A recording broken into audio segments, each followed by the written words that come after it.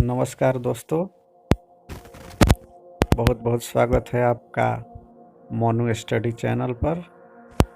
मैं मोनू पांडे आप सभी को बहुत बहुत स्वागत करता हूं। जैसा कि हम जानते हैं कि अभी लॉकडाउन चल रहा है और सारे बच्चे स्कूल नहीं जा पा रहे हैं।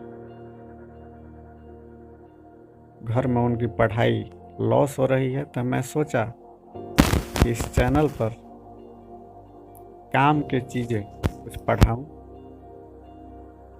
और आप सब घर बैठे बैठे इसका पूरा फ़ायदा उठाएं। आज हम परिमेय संख्या के बारे में पढ़ने वाले हैं।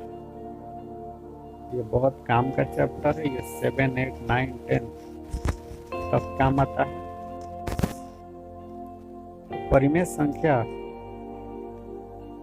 के बारे में जानने से पहले हम सबसे पहले प्राकृत संख्या, पूर्ण संख्या, पूर्णांक संख्या के बारे में जानेंगे। आइए सबसे पहले जानते हैं कि प्राकृत संख्या क्या है। तो गिनती के संख्या को प्राकृत संख्या कहते हैं। जैसे 1, 2, 3, 4, 5, 6 अनंत तक, ये सारे प्राकृत संख्याएं हैं। अब हम पूर्ण संख्या के बारे में जानने वाले हैं। तो प्राकृत संख्या के पहले शून्य लगा देने पर, यानी कि 0 लगा देने पर, वह पूर्ण संख्या बन जाता है।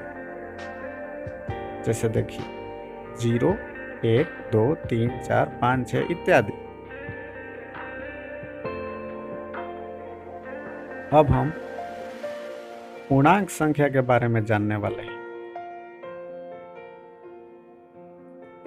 तो शून्य सहित सभी ऋणात्मक और धनात्मक संख्याओं के समूह को पूर्णांक संख्या कहते हैं।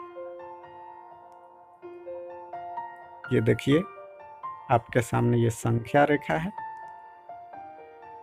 इसमें शून्य के बाईं ओर यानी लेफ्ट साइड सभी ऋणात्मक संख्याएं हैं, -1, -2, -3, -4। और शून्य के दाहिनी ओर यानी राइट साइड सभी धनात्मक संख्याएं हैं, जैसे 1, 2, 3, 4, 5, 6 इत्यादि। यहाँ हम जान लेते हैं कि शून्य भी एक पूर्णांक है, और यह भी जान लेते हैं कि सभी ऋणात्मक संख्याएं अवरोही क्रम में होते हैं, यानी घटते क्रम में होते हैं। जैसे -1 से -2 छोटा है, -2 से -3 छोटा है। और सभी धनात्मक संख्याएं आरोही यानी बढ़ते क्रम में होते हैं। जैसे 1 से 2 बड़ा है, 2 से 3 बड़ा है, 3 से 4 बड़ा है। तो यहाँ अक्सर बच्चे कंफ्यूज कर जाते हैं।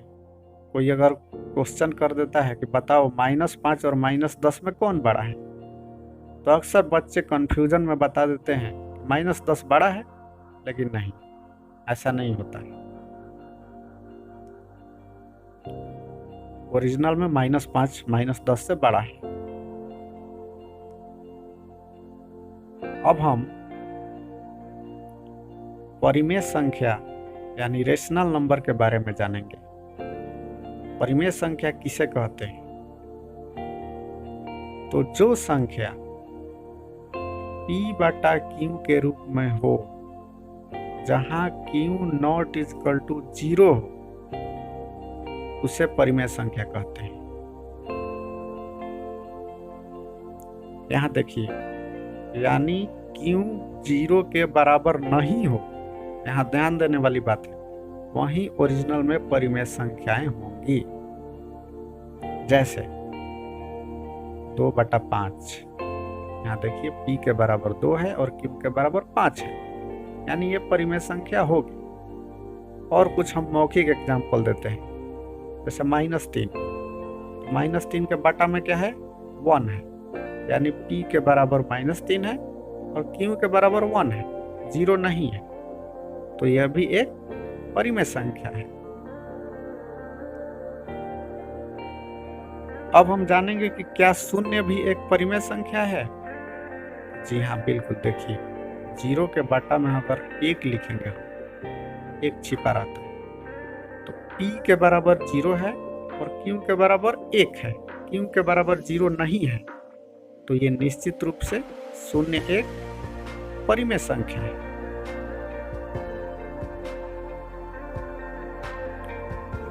अब हम परिमेय संख्या के समतुल्य रूप को जानेंगे। यहाँ देखिए, जैसे 2/5 है, 2/5 का समतुल्य परिमेय संख्या क्या है? देखिए, 2/5 में हम सबसे पहले अंश और हर में 2 से गुना करेंगे। यहाँ देखिए, 2/5 गुना 2 गुना 2/5 गुना 2/2, तो इसका हमारा आंसर आया 4/10, यानी 2/5 का पहला समतुल्य परिमेय संख्या होगा 4/10। और दूसरा समतुल्य संख्या देखिए, 2/5 गुना 3/3, तो इसका आंसर होगा 6/15, यानी 2/5 का दूसरा समतुल्य परिमेय संख्या होगा 6/15। इस तरह से हम अगला समतुल्य संख्या निकालेंगे, 4/4 से गुना करेंगे, फिर 5/5 से गुना करेंगे, यानी अंश और हर में सेम संख्या से गुना करेंगे, तो ये होगा समतुल्य परिमेय संख्या। अब हम यहाँ जानेंगे कि दो परिमेय संख्याओं के बीच कौन बड़ा है कौन छोटा है।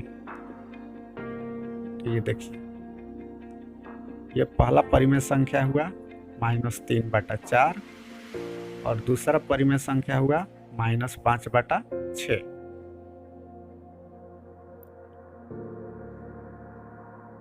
तो सबसे पहले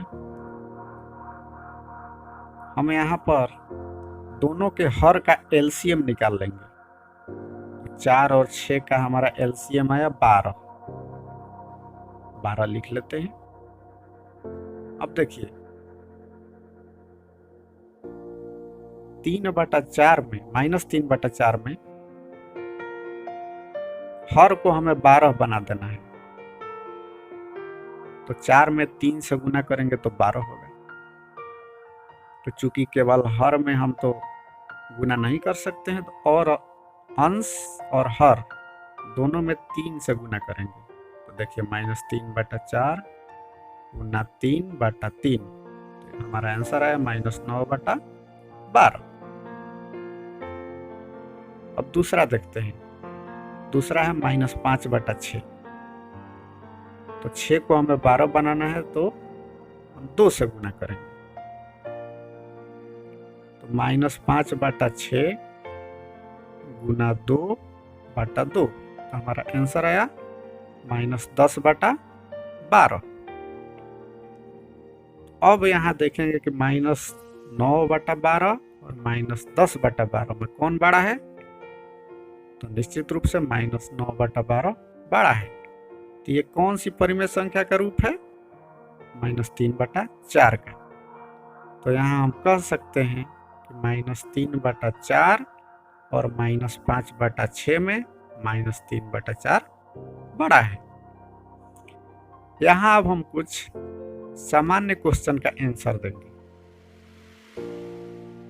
जैसे कि कोई प्रश्न पूछ सकता है कि क्या सभी प्राकृत संख्याएं परिमेय संख्याएं होंगी?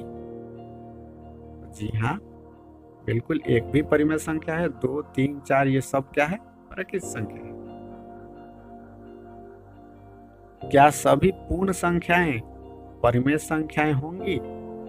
जी हाँ, शून्य भी हम जान चुके हैं कि परिमेय संख्या है 1 2 3 4, ये सब तो परिमेय संख्या है। यहाँ एक चीज हम बताते चले कि अगर किसी भी परिमेय संख्या के हर में माइनस हो, जैसे कि मान लीजिए मौखिक रूप से बताते हैं, माइनस हर में हो यानी कि 2/-3 हो, तो हम उसे अंश और हर में -1 से गुना करके -2/3 लिखते हैं।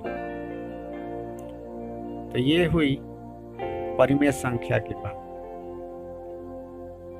तो कल हम अगले दिन कुछ अगले वीडियोस में अच्छे मैथमेटिक्स क्लास के साथ, जो कि आप लोगों के काम आए, उसके साथ हम मिलेंगे। इस वीडियो को देखिए, पढ़िए और कमेंट बॉक्स में जहाँ कोई भी परेशानी हो हमें बताइए।